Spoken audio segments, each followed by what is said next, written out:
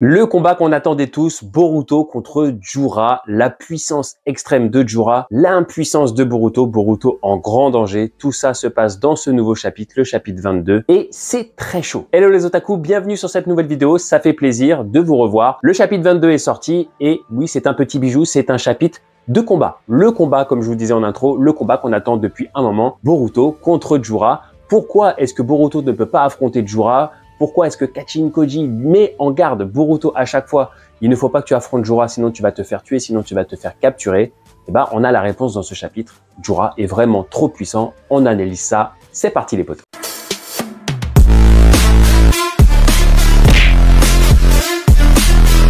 Déjà, attardons-nous sur la couverture. On a un Boruto en couverture, un Boruto extrêmement stylé. J'ai adoré. On va s'attarder juste quelques petites secondes.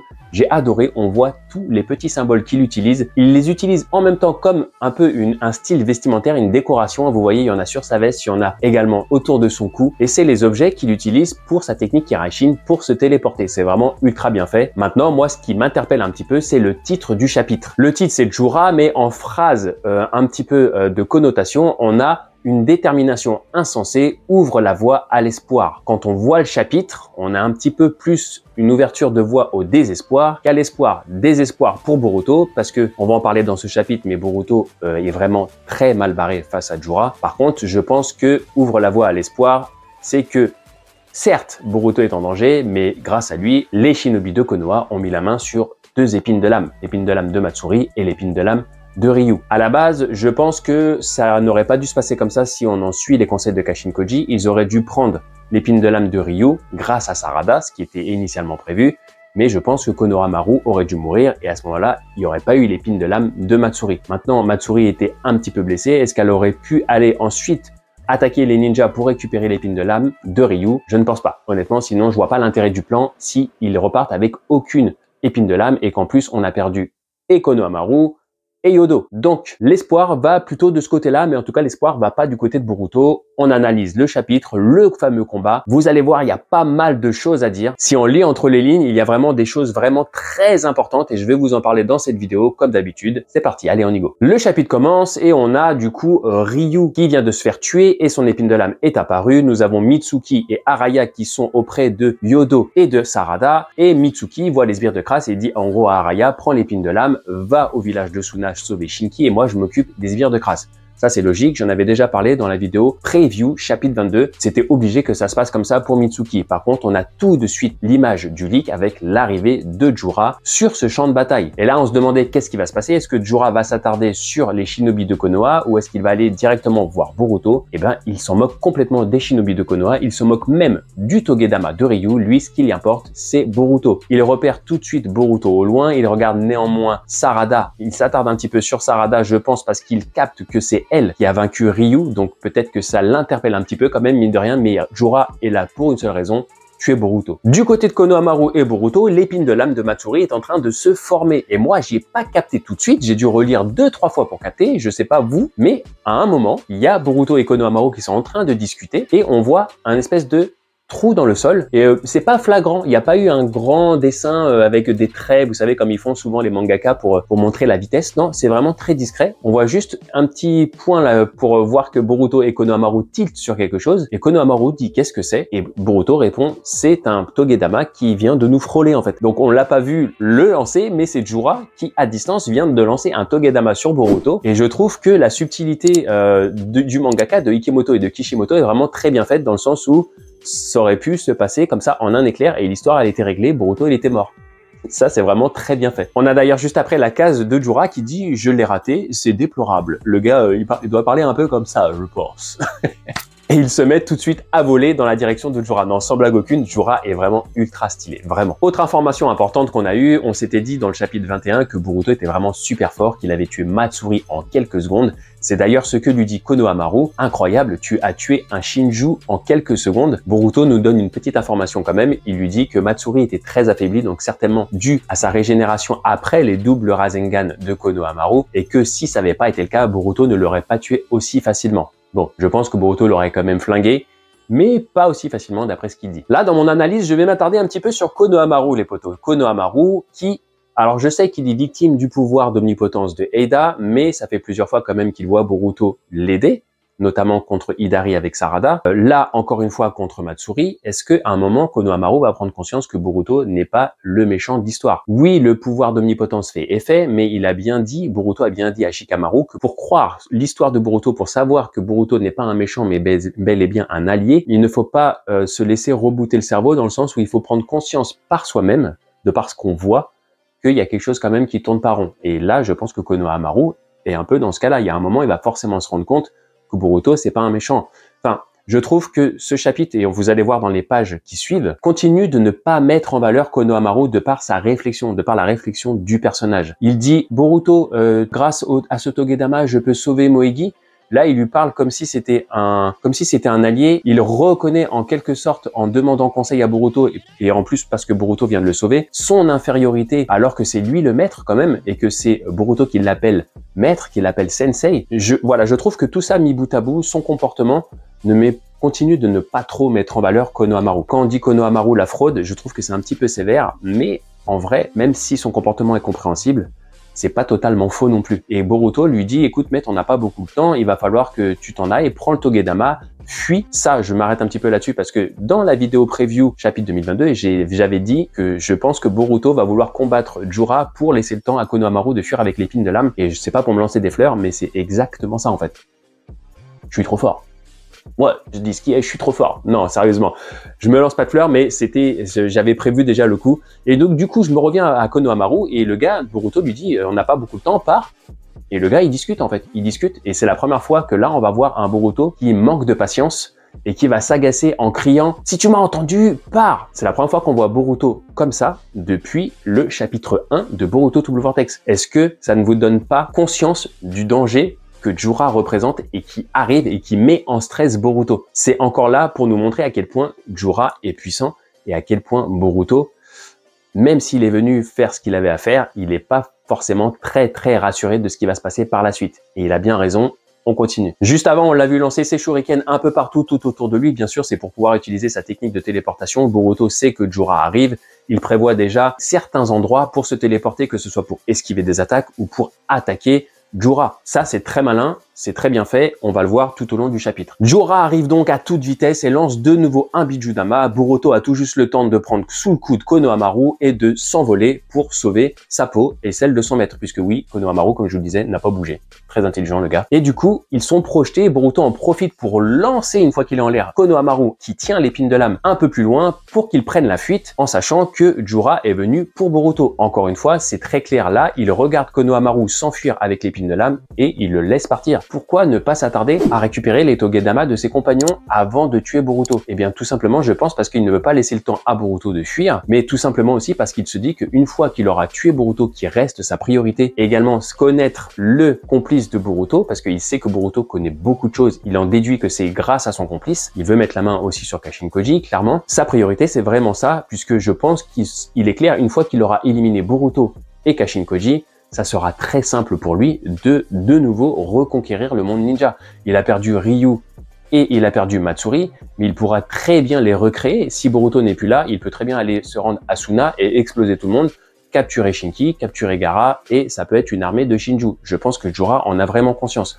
La priorité, c'est vraiment d'éliminer Boruto, qui lui est vraiment la menace qui peut s'opposer au plan des Shinju. C'est la seule menace. Une fois que Konohamaru s'enfuit et que Jura le regarde et le laisse partir, Boruto attaque directement. Il se téléporte dans le dos de Jura pour lui asséner un Rasengan. Je m'arrête 2 secondes, parce que là, j'ai quand même un petit truc à dire négatif. On sait que Boruto, quand il se téléporte pile poil à l'endroit de l'objet en question. Sauf que là, il a lancé ses shurikens un peu partout et Jura n'est pas proche d'une montagne ni proche d'une falaise, donc il n'y est censé avoir aucun objet métallique que Boruto a lancé autour de lui.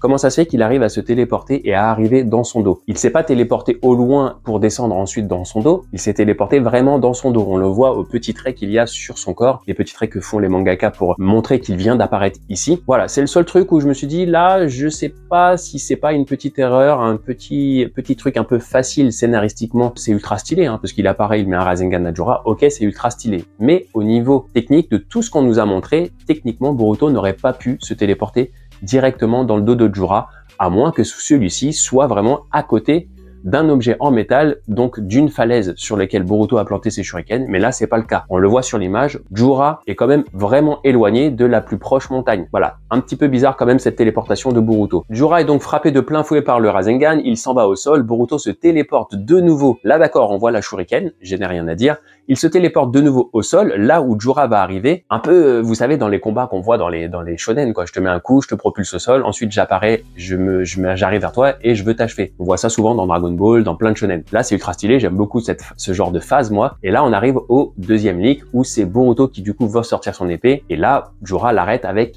un seul doigt. Là, quand on voit Jura faire ça, on sait que ça commence vraiment à être inquiétant pour Boruto. Boruto qui est très fort au maniement de l'épée, Jura qui arrête son coup avec un seul doigt, ça fait flipper pour la suite quand même. Surtout que le Rasengan qui vient de se prendre de plein fouet ne semble pas avoir fait grand effet. Boruto s'en étonne même lui-même. Il dit que le Rasengan a dû avoir quand même un effet sur lui. Il n'arrive pas trop à comprendre ce que pense Jura. Autre difficulté pour Boruto. Voilà, il est censé penser que Jura a quand même reçu un Rasengan et que ça a quand même fait quelque chose. Sauf que nous, les lecteurs, de ce qu'on voit, bah, malheureusement, il n'y a pas l'air d'avoir eu grand-chose, enfin ce Rasengan n'a pas l'air d'avoir eu grand effet sur Jura. Et Jura qui lit beaucoup, Jura qui s'intéresse beaucoup à la culture humaine et au shinobi, a tout de suite capté que la technique de Boruto est la technique de téléportation Iraishin. Il a dû la lire quelque part et il ne peut pas le sortir ça de lui-même. Il se cultive, donc il en apprend beaucoup quand il va par exemple à la bibliothèque de Konoha. Je vous l'ai dit dans certaines vidéos aussi, un ennemi qui est très puissant et qui en plus est intelligent, c'est les deux armes principales. Si t'es intelligent mais que t'es faible, bah tu vas essayer de te débrouiller comme tu peux. Si t'es fort mais que t'es pas intelligent, bah t'as beau être fort, tu vas te faire défoncer. Par contre, si t'es fort et qu'en plus t'es intelligent, là c'est chaud, vraiment. On a ensuite quelques pages de discussion entre Eida et Kashin Koji sur ce qui se passe entre le combat Boruto et Jura. Et dans cette page, il y a des choses très importantes. C'est les choses dont je vous parlais en début de vidéo. C'est très anodin, mais c'est vraiment très important. Il y a deux choses ultra importantes, écoutez bien. Pendant que Eida et Kashin Koji discutent, ils sont en train de faire le point sur le fait que Boruto a une chance sur 10 000 de vaincre Jura. Ça, on le savait, c'est pas nouveau, Kashin Koji a assez mis en garde Boruto, rien de nouveau pour nous. La première chose la plus importante, c'est ce que dit Kashin Koji dans cette case-là. Il dit, il n'a pas une chance sur 10 000 de gagner, donc déjà c'est même pas une chance sur 10 000, c'est même pas une chance sur 10 000 de gagner, du moins au stade actuel. Au stade actuel, les potos. Ça, c'est une des phrases les plus importantes du chapitre parce que ça veut dire que dans un autre stade que Kashin Koji a certainement vu et dont nous, on n'a pas connaissance et certainement que Boruto n'en a pas connaissance non plus, dans un autre stade, plus tard, dans le futur, quand Boruto aura évolué, il aura atteint un niveau où il pourra battre Jura. Est-ce que ce stade est dû à quelque chose en particulier? Oui, je le pense, et je pense que Kashin Koji est au courant. Ça peut être dû à deux choses. La première, c'est la maîtrise du Kama. Première chose, qui dit maîtrise du Kama dit que le danger Momoshiki est vaincu, logiquement. Vaincu d'une façon ou d'une autre, hein. Je dis pas que Momoshiki va mourir. La deuxième chose, la deuxième phase où Boruto peut être plus puissant, c'est le Jogan, les potos. Momoshiki, Kama, et Jogan. Ça veut dire que Kashin Koji sait qu'à un moment, Boruto aura ça. Ça a un côté un petit peu rassurant pour nous, parce que moi je me demandais, ok, tu n'as pas le droit de combattre Jura, sinon tu vas te faire capturer, sinon tu vas te faire tuer. Les collègues, les copains de Boruto ont pour consigne de fuir s'ils voient Jura, sauf que le but c'est quand même de vaincre les Shinju. Comment tu peux vaincre un adversaire que tu ne peux pas combattre? La réponse est là, c'est que tu peux pas le combattre pour l'instant. Tu pourras le combattre plus tard. Donc il va y avoir quelque chose qui va se passer entre ce moment-là, enfin quelque chose qui est censé se passer entre ce moment-là et le futur où Boruto va avoir son power-up.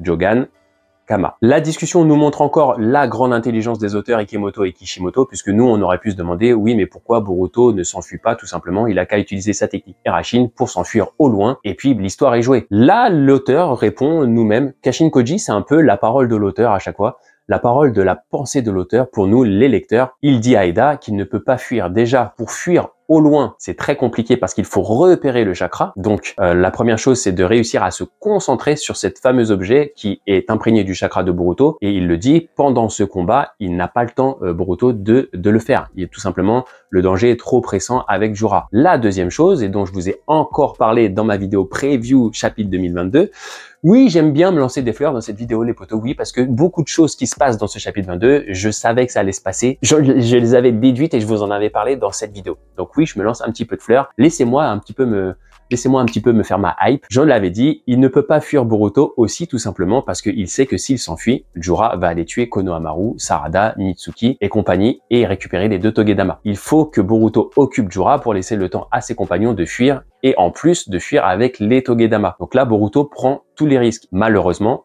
deuxième chose très importante dont je vous parlais, c'est cette case-là de Kashin Koji qui fait vraiment très flipper. Kashin Koji dit malheureusement c'est complètement fini. Si on a un gros plan de Kashin Koji avec cette phrase-là, suivi en plus du gros plan de Boruto, c'est pour le côté dramatique de la chose les potos. Ça veut dire que vraiment là, il va se passer quelque chose je pense pour Boruto, mais quelque chose vraiment de négatif. On est conscient, vous et moi, que Boruto ne peut pas mourir. Ce n'est pas possible, c'est le héros de l'histoire. Clairement, ça, les auteurs le savent, ils vont pas nous la faire à l'envers. Par contre, il peut se passer beaucoup de choses. Boruto peut être capturé. Boruto peut être sur le point de mourir et sauvé in extremis par quelque chose ou quelqu'un. Mais en tout cas, le côté dramatique prend de l'ampleur dans ce chapitre à cause de cette phrase très importante de Kashin Koji. Je vous le dis à chaque fois, Ikemoto et Kishimoto sont vraiment très intelligents. Ce sont 2 grands auteurs et 2 grands mangaka. Je leur lance assez de fleurs comme ça parce que si cette case-là est mise là, ce n'est pas pour rien. Et ce chapitre en lui-même, toutes ces pages de ce chapitre, cette quarantaine de pages de ce chapitre ne sont là que pour une seule chose, les potos. Une seule chose dont je vais vous parler juste après, quand on arrivera au moment fatidique. On voit ensuite Jura qui s'interroge bien sûr sur le complice de Boruto, donc Kashin Koji. Donc ça, je vous en ai parlé juste avant, mais ça, ce n'est pas une surprise, on le sait. Bien sûr, Boruto ne dit rien.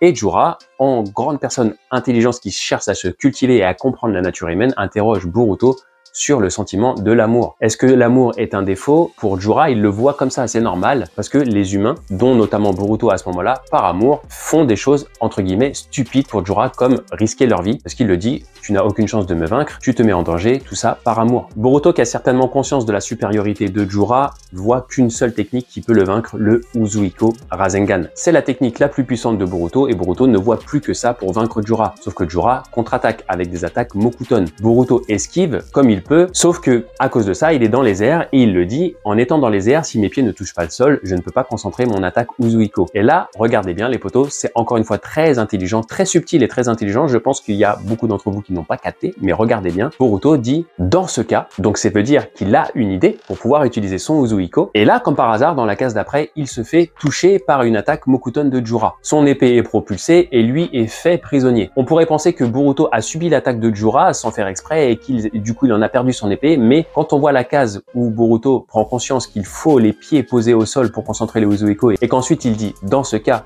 et que comme par hasard après il se fait taper, honnêtement il ne fait aucun pli que Boruto a fait exprès de se faire taper. Le but bien sûr c'est de se faire prisonnier et de le faire croire à Jura pour qu'il ait temps lui de concentrer son Uzuiko. Et c'est ce qu'il fait actuellement lorsqu'il est prisonnier du Mokuton et lorsqu'il discute avec Jura. Il lui parle également de la notion d'amour. Il lui explique que pour les humains, ce n'est pas ça, même s'il comprend pourquoi Jura le voit comme un défaut. Tout ça, les amis, le fait de parler de son épée que son maître lui a offert, etc., même si c'est très sincère, tout ça, Boruto le fait pour gagner du temps, pour avoir le temps de concentrer son Uzuiko Rasengan. C'est pour ça, encore une fois, qu'on a eu la case dans ce cas. Boruto a dit dans ce cas parce qu'il a eu une idée. La seule idée qu'il a eue, c'est de faire croire, de tendre un piège à Jura qu'il était bel et bien prisonnier de son attaque Mokuton. Et lorsqu'il discute avec Jura sur ce qu'est l'amour pour les humains, c'est là que Boruto décide d'attaquer. Il a pu concentrer un petit peu son Uzuiko, un peu comme il avait fait contre Code, pas contre Hidari, malheureusement, il n'a pas eu assez le temps. Et on voit le Mokuton se déchiqueter. Là, Boruto se téléporte derrière Jura. Comment il se téléporte derrière Jura? Tout simplement parce que Jura est en train de tenir son épée. Oui, les potos, l'épée est aussi un élément dont Boruto se sert pour se téléporter. Très intelligent Boruto, je vous ai dit, je suis sûr à 100% qu'il a fait exprès de se faire toucher par le Mokuton et de, soi-disant,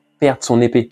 N'oubliez pas que Boruto est un personnage très intelligent. Et là, il assène le Uzuiko Rasengan à Jura, qui est propulsé dans les airs, mais qui arrive à se stopper et à ensuite atterrir. Mais lorsqu'il atterrit, ça lui fait le même effet que Code, c'est-à-dire qu'il voit la terre tourbillonner et du coup, il pose un genou à terre. Là, Boruto pense avoir réussi son attaque et il l'a réussi techniquement, mais Jura arrive à l'annihiler. Le Uzuiko, a priori, c'est ce que dit Jura, fonctionne un peu de la même façon que la bombe Biju que Jura utilise à chaque fois avec son œil, et du coup, il a très vite analysé le Uzuiko et il a réussi à interrompre l'effet immédiatement. Là, Boruto est clairement dans le caca, et je vous le disais tout à l'heure, ce chapitre, pourquoi est-ce que ce chapitre est fait et pourquoi est-ce que Ikemoto et Kishimoto sont vraiment très intelligents? Ce chapitre est un chapitre de combat, certes, mais ce chapitre de combat est là pour nous montrer une seule chose. Boruto est réellement impuissant face à Jura. Il a utilisé toutes les techniques qu'il connaissait, Hiraishin, Rasengan, Uzuiko Rasengan, sa plus puissante attaque, et les trois ne fonctionnent pas. Ce chapitre est là pour nous montrer que